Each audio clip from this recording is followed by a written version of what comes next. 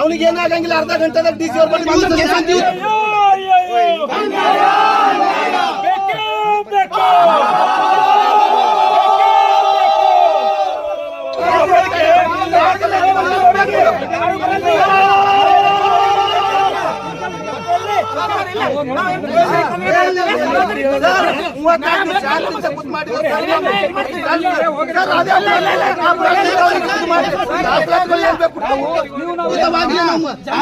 Office ಬಂದ್ರೆ case ಹಾಕ್ತೀನಿ ಅಂತಂದಾರ ಅವ್ರು. ಸರ್ 34 ದಿವಸ ನಾವು ನಿರಂತರವಾಗಿ ನಿಮ್ ಸಪೋರ್ಟ್ ನಿಂತಿಲ್ಲ, ನಾವು ಯಾರಿಗೂ ತೊಂದರೆ ಕೊಡ್ಲಾರ್ದಂಗ್ ಮಾಡಿದ್ವು. ನಿಮ್ ಸರ್ಕಲ್ ಸಾಬ್ ಹೋದ್ರೆ 3 ತಾಸು ನಿಂದ್ರಸಲ್ಲ, ನೀವು ಇದ್ರಲ್ಲ ಸಂಘಟ ಅವ್ರು ಬಂದ ಕ್ಷಣನೇ ಅಲ್ಲ 3 ತಾಸು ನಿಂದ್ರಸ್ಯಾರ ನಿಮಗೆ ಹೊರಗ, ಈಗ ನಮಗ್ ಬಿಡ್ತಾರ ಒಳಗ. ಅವರು ಜಿಲ್ಲಾಧಿಕಾರಿಗಳು ಬಂದ ಕ್ಷಣನೇ ತೆಗಿತಾರ, ನಾವು ಅಲ್ಲಿವರೆಗೂ ಇಲ್ರಿ ಸರ್. ರಾಜ್ಯದಲ್ಲಿ ಈ ಸರ್ಕಾರ ಇದೇನು ಸತ್ತಿದೆ ಗೊತ್ತಾಗ್ಲಿಲ್ಲ. ಯಾಕಂದ್ರೆ ಇದು ವೆಂಟಿಲೇಟರ್ ಮೇಲೆ ನಡೆದಿದ್ದು. ಯಾಕೆ ಇಲ್ಲಿ ಪ್ರತಿಯೊಬ್ಬರು ತಮ್ಮ ವೈಯಕ್ತಿಕ ಹಿತಾಸಕ್ತಿಗಳ ಸಲುವಾಗಿ ಏನು ಬೇಕು ಅದು ಕಾಂಪ್ರಮೈಸ್ ಕೊಟ್ಟಿದ್ದಾರೆ. ಅದ್ರ ಮೇಲೆ ವಿಶೇಷವಾಗಿ ನಮ್ಮ ಜಿಲ್ಲೆಯ ಜಿಲ್ಲಾಧಿಕಾರಿಗಳು ಹರನೋ ಇರೋ ಗುರ್ತೇ ಇಲ್ಲ. ಯಾಕಂದ್ರೆ ಅವ್ರ ನೇತೃತ್ವದಾಗ ಸುಮಾರು 40 ಇದು ನಡೀತಾವ, ಬಿಸ್ನೆಸ್ಗಳು ನಡೀತಾವೆ. ಅದರಲ್ಲಿ ಈ ನಿರ್ಮಿತಿ ಕೇಂದ್ರ ಕೂಡ ಒಂದು.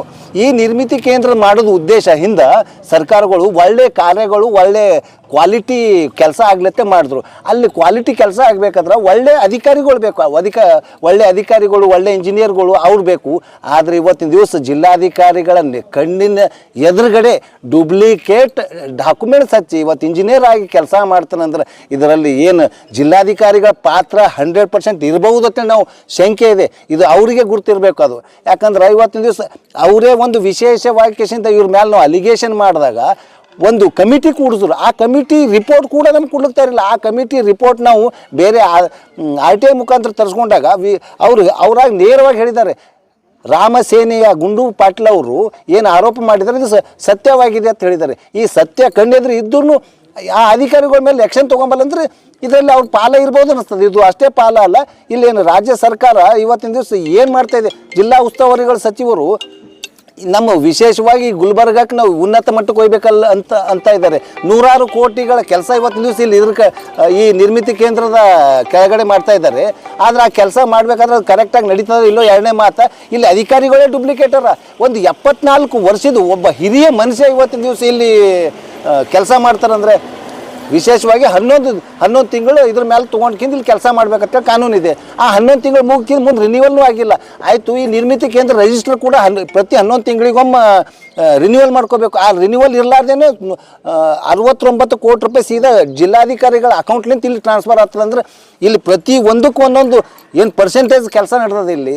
ಆಯಿತು, ಇವ್ರ ಕೆಲಸಗಳೇ ಏನು ಕರೆಕ್ಟ್ ಅದ. ಇಲ್ಲಿ ನಾವು ಸುಮಾರು 34 ದಿವಸ ಆಯಿತು ಪ್ರತಿಯೊಬ್ಬ ಜಿಲ್ಲೆಯಿಂದ ತಾಲೂಕದಿಂದ ಎಷ್ಟೆಷ್ಟು ಪಾಪ ಫಲಾನುಭವಿಗಳು ಬರ್ತಾರೆ, ನಮ್ಮ ಕೆಲಸನೇ ಆಗಿಲ್ಲರಿ, ನಮ್ಮ ಕ್ವಾಲಿಟಿ ಕೆಲಸನೇ ಆಗಿಲ್ಲರಿ, ನಮ್ಮ ದುಡ್ಡೇ ಬಂದಿಲ್ಲರಿ ಅಂತೇಳಿ ಇದೆಲ್ಲ ನೋಡ್ತಾ ಇದ್ರೆ ಇದು ಒಂದು ಆ ದುಡ್ಡಿಂದ ಏನದ ವ್ಯವಹಾರ ಗೊತ್ತಿಲ್ಲ. ಬಟ್ ಇಲ್ಲಿ ಎರಡನೇದಾಕಿಂದ ಇಲ್ಲಿ ಅಕೌಂಟೆಂಟ್ನೂ ಡೂಪ್ಲಿಕೇಟ ಆಯಿತು, ಎರಡನೇದಾಕಿಂದ ಇಂಜಿನಿಯರ್ನು ಡೂಪ್ಲಿಕೇಟ್ ಡಾಕ್ಯುಮೆಂಟ್ಸ್ ಹಚ್ಚಿ ಬಂದಿದ್ದಾರೆ.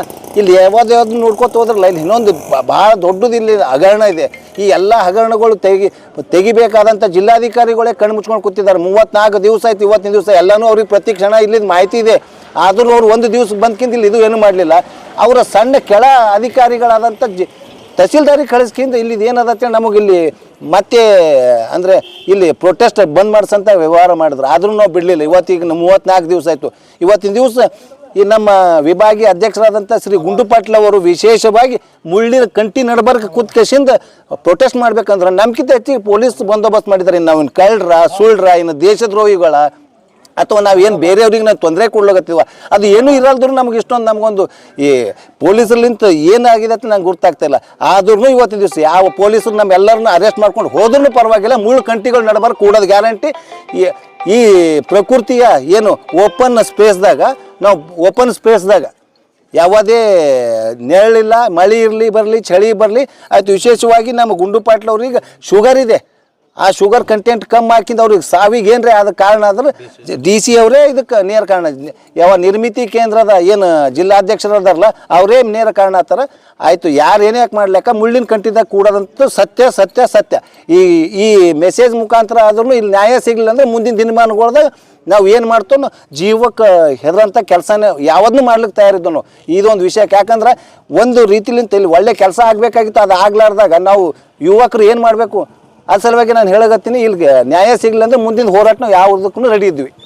ಏನು ನಿರ್ಮಿತಿ ಕೇಂದ್ರ ಇದರಿಂದ ಧರಣಿ ಸತ್ಯಾಗ್ರಹ ಉಪ ಸತ್ಯಾಗ್ರಹ ಏನು ಕೂತಿದ್ದು ಇವತ್ತಿಗೆ 35 ದಿನ ಆಯಿತು. 35 ದಿನದಲ್ಲಿ ಯಾವುದೇ ಒಂದು ಅಧಿಕಾರಿ ಬಂದು ನಮ್ಮ ಮನವಿ ಸ್ವೀಕಾರ ಮಾಡಿಲ್ಲ. ಬಟ್ ನಮಗೇನು ಅನ್ನಿಸ್ತಾ ಇದೆ ಅಂದ್ರೆ ಅಂದ್ರೆ ನಾವು ಹೋರಾಟಗಾರಿಗೆ ನ್ಯಾಯ ಅದೋ ಅಥವಾ ಇಲ್ಲೋ ನಮಗೇನು ಗೊತ್ತಾಗ್ತಾ ಇಲ್ಲ.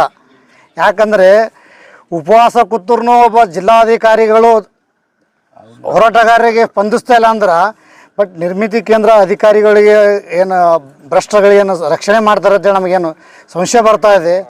ಬಟ್ ಮುಂದಿನ ದಿನಗಳಲ್ಲಿ ಇದೇ ರೀತಿ ಆದರೆ ನಕಲಿ ಇಂಜಿನಿಯರಿಂಗ್ ಏನು ಇದನ್ನಲ್ಲ 106 ಕೋಟಿ ಹಗರಣ ಮಾಡಿದ್ದಾನೆ. ಕಮಿಟಿ ವರದಿನೂ ಬಂದಿದೆ. ಕಮಿಟಿ ವರದಿ ಜಿಲ್ಲಾಧಿಕಾರಿಗಳಿಗೆ ತಲುಪಿಸಿದ್ದಾರೆ. ಬಟ್ ಆ ಕಮಿಟಿ ವರದಿಗೂ ಜಿಲ್ಲಾಧಿಕಾರಿಗಳು ಸ್ಪಂದಿಸ್ತಿಲ್ಲ. ಬಟ್ ಹಿಂಗಾದರೆ ಮುಂದಿನ ದಿನಗಳಲ್ಲಿ ಏನು ಹೋರಾಟಗಾರ ನ್ಯಾಯ ಸಿಗ್ತಾ ಇಲ್ಲ ಅಂತಕ್ಕಂಥದ್ದು ಏನು ಭಯ ಸೃಷ್ಟಿ ಮಾಡ್ತಾ ಇದ್ದಾರೆ. ಪೊಲೀಸ್ ಇಲಾಖೆದವರು ಏನು 106 ಪೊಲೀಸರು ಬಂದಿದ್ದಾರೆ. ನಾವು ಯಾವ ಕಾತರ ಮಾಡ್ತಾಯಿದ್ದೇವೆ, ರಾಬಡಿ ಮಾಡ್ತಾಯಿದ್ದೇವೆ, ನ್ಯಾಯಾಧೀತ ನ್ಯಾಯ ಕೇಳ್ತಾ ಇದ್ದೇವೆ ಅಂದ್ರೂ ಪೊಲೀಸರು ಭಯ ಭೀತಿ ಮಾಡ್ತಾಯಿದ್ದಾರೆ ನಮ್ಮ ಹೋರಾಟಕ್ಕೆ. ಬಟ್ ಯಾಕಂತ ನಮ್ಗೆ ಗೊತ್ತಾಗ್ತಾ ಇಲ್ಲ. ಬಟ್ ನಾವೇನು ಇವತ್ತಿನ ಹೋರಾಟ ಏನು ಕೈಗೊಂಡಿದ್ದೇವೆ ಅಂದ್ರೆ ಸರ್ಕಾರದ ಬೇಲಿ ಮಧ್ಯೆ ಅಂತ ಹೇಳಿ ಉಪವಾಸ ಸತ್ಯಾಗ್ರಹ ಕೊಡ್ತಾ ಇದ್ದೆ. ಸರ್ಕಾರದ ಬೇಲಿ ಮಧ್ಯೆ ಮುಳ್ಳಿನ ನಡುವೆ ಮಧ್ಯೆ ಕೂತರೆ ಈ ಪೊಲೀಸ್ ಇಲಾಖೆ ಏನು ತ್ರಾಸ ಆಗ್ತಾಯಿದೆ. ಅವರು ಬಂದೋಬಸ್ತ್ ಕೊಡಬೇಕು. ಬಟ್ ಏನು ಜಿಲ್ಲಾಧಿಕಾರಿಗಳ ಮಾತಿಗೆ ಏನು ಒತ್ತಡಕ್ಕಾಗಿ ಏನು ನಮಗೆ ಕೈಗೊಂಬಾಗಿ ಕೆಲಸ ಮಾಡ್ತಾರೆ ಅಂತ ನಮ್ಗೆ ಗೊತ್ತಾಗ್ತಾ ಇಲ್ಲ. ಅದಕ್ಕೋಸ್ಕರ ಏನು ನಮ್ಗೆ ಇವತ್ತು ಎಲ್ಲ ಜಿಲ್ಲಾ ಸಂಘಟನೆ ದಲಿತ ಸಂಘ ಮಂಜುನಾಥ್ ಅಣ್ಣವ್ರು ಬಂದಿದ್ದಾರೆ, ಮಲ್ಲು ಸಾವಣ್ಣ ಬಂದಿದ್ದಾರೆ, ಆಯಿತು ಚುಂಚನಸ್ತು ಸರ್ ಬಂದಿದ್ದಾರೆ, ಮಲ್ಲಿಕಾರ್ಜುನ್ ಡೊಳ್ಳೆ ಸರ್ ಬಂದಿದ್ದಾರೆ, ಶ್ರೀಕಾಂತ್ ಜಾಧವ್ ಎಲ್ಲ ರೈತ ಸಂಘದ ನಾಗೇಂದ್ರ ಅಣ್ಣ ಬಂದಿದ್ದಾರೆ. ಎಲ್ಲ ಸಂಘಟನೆಗಳು ಇವತ್ತು ಬೆಂಬಲ ಸೂಚಿಸ್ತಾರೆ. ಬಟ್ ನಮ್ಮದು ಯಾವುದೇ ನನ್ನ ಜೀವಕ್ಕೆ ಹಾನಿ ಆದರೆ ನೇರ ಹೊಣೆ ಜಿಲ್ಲಾಧಿಕಾರಿಗಳು, ನಿರ್ಮಿತಿ ಕೇಂದ್ರ ಅಧ್ಯಕ್ಷರು. ಬಟ್ ಇವತ್ತಿನ ಹಿಡಿದು ನಾನು ಉಪವಾಸ ಅಂದರೆ ನಾನು ನೀರು ತಗೋದಿಲ್ಲ. ನನ್ನ ಜೀವಕ್ಕೆ ಏನಾದರೂ ಹಾನಿ ಆದರೆ ನೇರ ಹೊಣೆ ನಿರ್ಮಿತಿ ಕೇಂದ್ರ ಅಧ್ಯಕ್ಷರು ಹಾಗೂ ನಿರ್ಮಿತಿ ಕೇಂದ್ರ ಜಿಲ್ಲಾ ಅಧ್ಯಕ್ಷರು. ಜಿಲ್ಲಾ ಉಸ್ತುವಾರಿ ಮಕ್ಕೊಂಡಿದ್ದಂಗೆ ತಿಳಿತಾ ಇದೆ. ಈ ಥರ ಹಗರಣ ಭ್ರಷ್ಟರಿಗೆ ನೀವು ರಕ್ಷಣೆ ಮಾಡ್ತಾಯಿದ್ರೆ ನಿಮಗೆ ಜಿಲ್ಲಾಧಿಕಾರಿಗಳಿಗೂ ಮನವಿ ಕೊಟ್ಟಿದ್ದೆವು, ಜಿಲ್ಲಾ ಮಿನಿಸ್ಟ್ರಿಗೆ ಮನವಿ ಕೊಟ್ಟಿದ್ದೆವು, ಮಾನ್ಯ CM ಅವ್ರು ಬಂದವರು ಮನವಿ ಕೊಟ್ಟಿದ್ದೆವು. ಬಟ್ ಆದರೂ ಯಾವುದೂ ಸ್ಪಂದಿಸ್ತಿಲ್ಲ.